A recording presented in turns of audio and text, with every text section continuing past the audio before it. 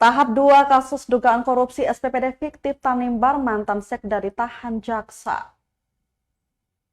Mantan Sekretaris Daerah atau Sekda Kabupaten Kepulauan Tanimbar KKT Ruben Benharvioto Mariol Koso atau RPM ditahan Kejaksaan Tinggi Maluku Selasa 27 Februari 2024. Penahanan Mariol Koso usai Kejari Tanimbar melakukan tahap 2 atau penyerahan barang bukti dan tersangka kasus dugaan anggaran perjalanan dinas pada Setda Kabupaten setempat tahun anggaran 2020.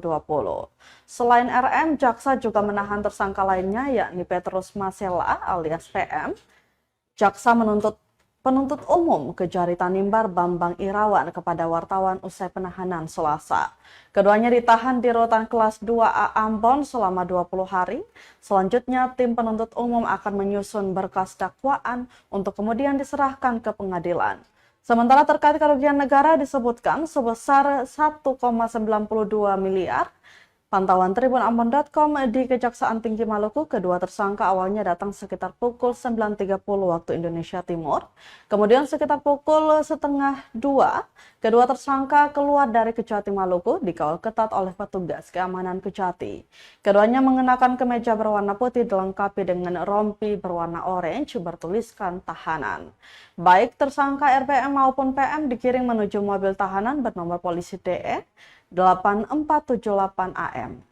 Keduanya dikawal oleh jaksa dari Kejari Tanimbar.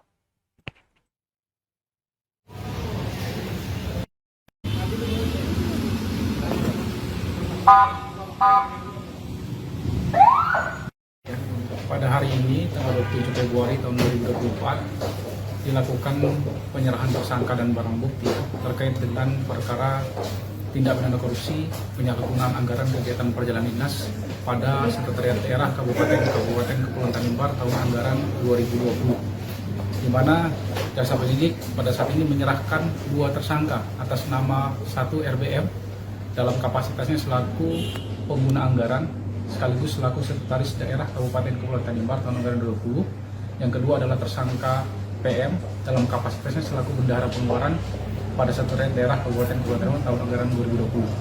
Dan pada saat ini juga setelah dilakukan penyerahan tersangka dan barang bukti, tersangka telah diterima oleh penuntut umum statusnya menjadi terdakwa, dan terhadap kedua terdakwa penuntut umum memilih untuk melakukan penahanan 20 hari ke depan terhitung dari mulai hari ini tanggal 27 Februari sampai 20 hari ke depan dengan status penahanan rutan.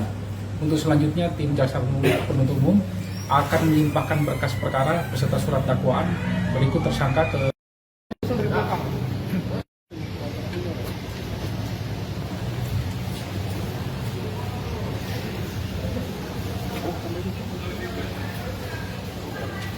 Download Tribun X sekarang, menghadirkan lokal menjadi Indonesia.